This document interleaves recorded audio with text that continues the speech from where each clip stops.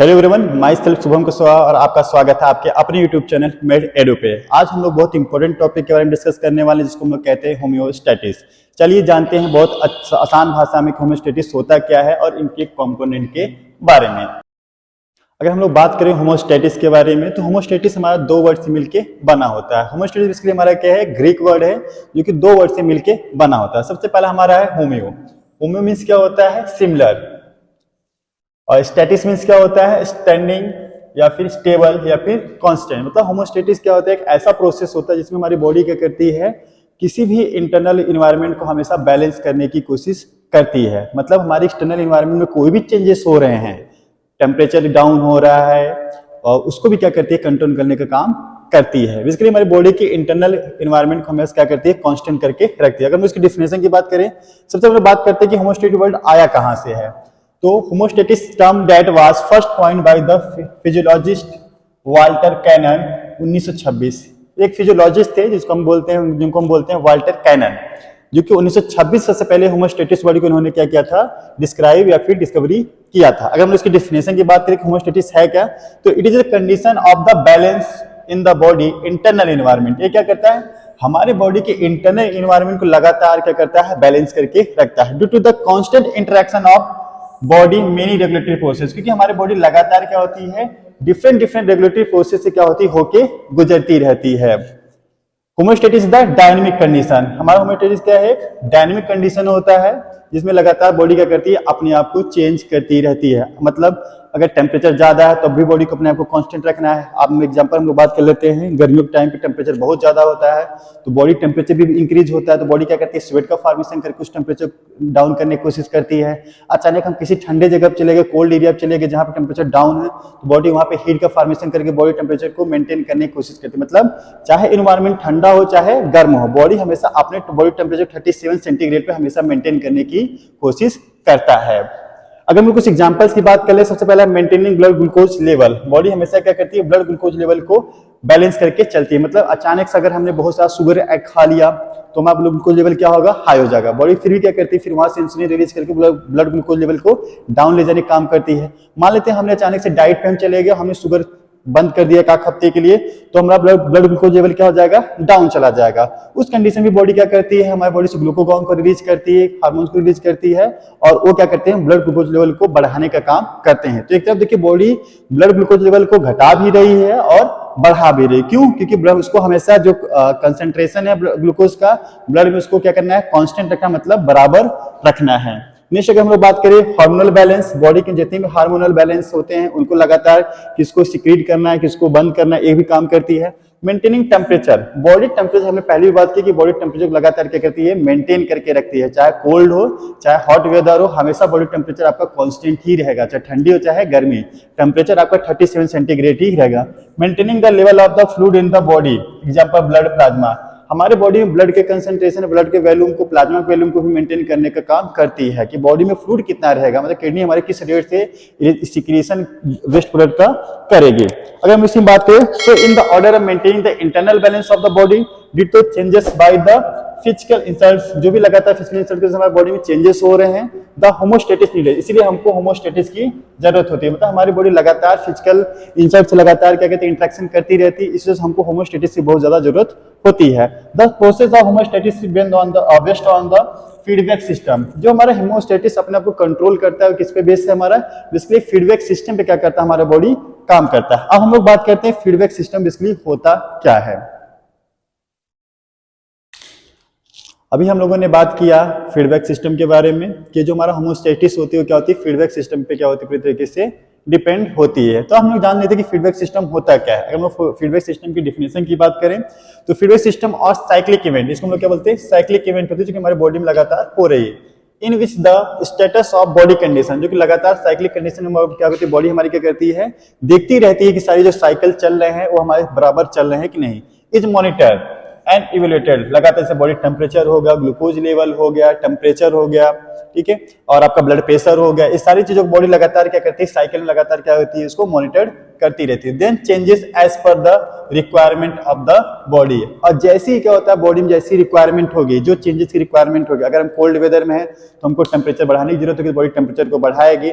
अगर हम hot weather में है तो टेम्परेचर डाउन करना होगा तो बॉडी डाउन करेगी।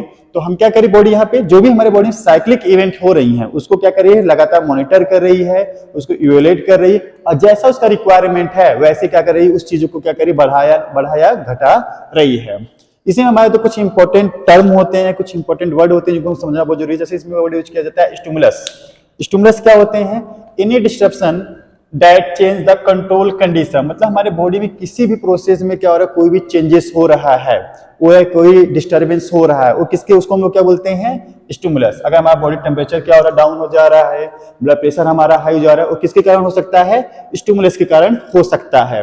इसी में अकॉर्डिंग से कंट्रोल कंडीशन क्या है, इच मॉनिटरिंग ऑफ वेरिएबल्स, जो भी हमारी बॉडी या तो बॉडी टेम्परेचर को मॉनिटर कर रही है या ब्लड प्रेशर को मॉनिटर कर रही है, उसको हम लोग क्या बोलते हैं, कंट्रोल कंडीशन। जैसे हमारा बॉडी टेम्परेचर हो गया, ब्लड प्रेशर हो गया और ब्लड ग्लूकोज लेवल हो गया, ये हमारे क्या है, कंट्रोल कंडीशन। अब हम लोग बात करते हैं जो हमारा फीडबैक होता है, ये क्या होता है, इनके पास क्या होता है, 3 बेसिक कंपोनेंट्स होते हैं या फिर component of the feedback system.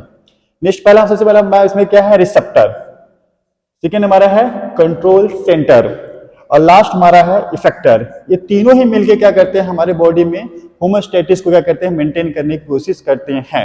सबसे पहले हम लोग बात करते हैं रिसेप्टर। रिसेप्टर हमारा क्या करता है, एज ए इनपुट काम करता है, मतलब ये हमारा जो रिसेप्टर होता है एज ए इनपुट काम करता है, हमारे कंट्रोल सेंटर को क्या करता है, मैसेज ट्रांसफर ले जाने का काम करता है in the form of nerve impulse. ये हमारा जो मैसेज हो सकता है नर्व इंपल्स के फॉर्म में हो सकता है, केमिकल सिग्नल्स के फॉर्म में हो सकता है, हार्मोन्स के फॉर्म में हो सकता है, एज अ न्यूरोट्रांसमीटर के फॉर्म में हो सकता है। जैसे हम एग्जांपल बात करें कि हमारी स्किन के पास क्या होती है, थर्मो रिसेप्टर होती है, जो कि बॉडी टेम्परेचर को क्या करती है, लगातार क्या करती है, मॉनिटर करती रहती हैं।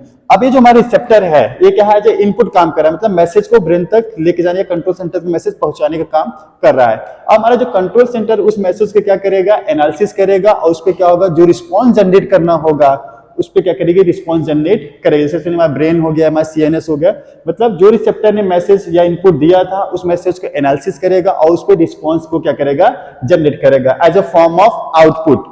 और ये आउटपुट किसके लिए होगा, इफेक्टर के लिए, जो कि क्या होगा, उस रिस्पॉन्स पे क्या करेगा, एक्शन कराने का काम करेगा। जैसे हमारे बॉडी ऑर्गन हो सकते हैं, और जो रिस्पॉन्स होगा वो न्यूरोट्रांसमीटर के फॉर्म में हो सकता है, हार्मोन्स के फॉर्म में हो सकता है, या नर्व के फॉर्म में हो सकता है, किसी भी फॉर्म में क्या हो सकता है, ये हो सकता है। और इफेक्टर क्या करेगा, उस इफेक्ट को क्या करेगा, काम करेगा। बॉडी टेम्परेचर डाउन करना तो डाउन करेगा, बढ़ाना होगा तो बढ़ाएगा, या फिर जो भी चीजें करना होगा, जो मैसेज को कंट्रोल सेंटर के थ्रू मिला होगा वो इफेक्टर करेगा। तो इसमें 3 कंपोनेंट है, तीनों आपस में मिलकर क्या करती हैं, होमोस्टेटिस को या फिर फीडबैक सिस्टम में क्या करती हैं, काम करती हैं। रिसेप्टर क्या करती है, इनपुट का काम करती है, जो कंट्रोल सेंटर में मैसेज आएगा, कंट्रोल सेंटर उस मैसेज के एनालिसिस करेगा, उस पर रिस्पॉन्स जनरेट करेगा as a form of output, और इफेक्टर में हमारे जो ऑर्गन्स हैं या जो हमारे ग्लैंड्स हैं उस पर क्या करेंगे, एक्शन करने का काम करेंगे। नेक्स्ट हम लोग बात कर लेते हैं, the component of feedback system work together in the cycle manner to maintain the normal physiological balance. ये जो हमारे कंपोनेंट्स होते हैं तीनों एक साथ काम करते हैं, फिजियोलॉजिकल जो बैलेंस हमारी बॉडी के उसको मेंटेन करने के लिए तीनों एक साथ काम करते हैं। आप देख रहे हैं रिसेप्टर पहले इनपुट दे रहा है, कंट्रोल सेंटर उस पर एनालिसिस कर रहा है और उस पर आउटपुट जनरेट कर रहा है, और इफेक्टर उस पर क्या कर रहा है, एक्शन करने का काम कर रहा है, फिर रिस्पॉन्स उस पर दे रहा है। It can be monitored by the 2 ways।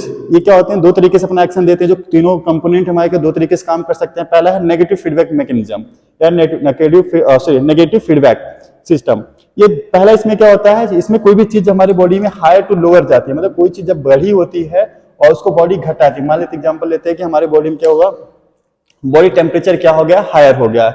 उस कंडीशन में हमारी रिसेप्टर ने क्या किया, जो स्टिमुलस यहाँ पे हैं उसने क्या किया, आइडेंटिफाई किया, उस मैसेज को हमारे कंट्रोल सेंटर तक भेजा, कंट्रोल सेंटर ने उस मैसेज को एनालिसिस किया और उस पर क्या किया, रिस्पॉन्स जनरेट कराया, और इफेक्टिव उस बॉडी टेम्परेचर को क्या करेगा, या ग्लैंड हमारे क्या होंगे, स्वेट जनरेट करेंगे, और स्वेट से हमारा बॉडी टेम्परेचर क्या होगा, डाउन होगा। नेक्स्ट होगा मतलब कि नेगेटिव क्या हो रहा है, कोई भी चीज क्या हो रहा है, अगर बढ़ी हुई है बॉडी में, बड़ी मतलब कि इंक्रीज मैनर में है, तो उसको डिक्रीज करने का काम हमारा नेगेटिव फीडबैक मैकेनिज्म के थ्रू होगा। नेक्स्ट इसमें हमारा पॉजिटिव फीडबैक मैकेनिज्म, इसमें क्या होता है, लोअर टू हायर। अगर कोई चीज हमारा क्या है, पहले से क्या हुआ, घटी हुई है, हमारा ब्लड प्रेशर डाउन हो गया, ब्लड ग्लूकोज लेवल डाउन हो गया, बॉडी टेम्परेचर डाउन हो गया है, उन कंडीशन में क्या होता है, पॉजिटिव फीडबैक मैकेनिज्म क्या करेगा, उस चीज को बढ़ाने का काम करेगा, मतलब लोअर टू हायर मैनर में क्या करेगा, काम करेगा। ठीक है, ये हमारा था क्या, हमने बात किया होमोस्टेटिस के बारे में। होमोस्टेटिस क्या होते हैं, हमने पहले बात किया कि होमोस्टेटिस क्या है, एक डायनामिक कंडीशन है और बॉडी हमेशा अपने इंटरनल इन्वायरमेंट को क्या करती है, कांस्टेंट रखने की कोशिश करती है, मतलब बैलेंस करके रखती है। हमारे एक्सटर्नल इन्वायरमेंट में कोई भी चेंजेस हो रहे, मतलब हमारा बॉडी टेम्परेचर, बाहर का बॉडी टेम्परेचर हमारा क्या रहेगा, कांस्टेंट रहेगा। बाहर का टेम्परेचर कैसा भी, चाहे ठंडा हो चाहे गर्म हो, पर बॉडी टेम्परेचर 37 सेंटीग्रेड पे कांस्टेंट रहेगा, क्योंकि बॉडी हमेशा लगातार उसको कांस्टेंट रखने की कोशिश कर रही है। हमने यहाँ पे फिर कंपोनेंट्स की बात किया, receptor, control centre, effector, 3 components की बॉडी काम कर रही है। और हमने फिर बाद में लास्ट में बात किया कि फीडबैक सिस्टम, जिसमें 2 फीडबैक सिस्टम ने देखा, नेगेटिव और पॉजिटिव। नेगेटिव हमारा कोई चीज क्या हो, बढ़ी हुई तो उसको घटाने का काम कर रही है, पॉजिटिव कोई चीज बॉडी घटी हुई तो उसको बढ़ाने का काम कर रही है। अगर इस चीज में आपको इस टॉपिक में कोई भी डाउट होता है, कमेंट बॉक्स में पूछ सकते हैं। बने रहिए हमारे साथ। धन्यवाद।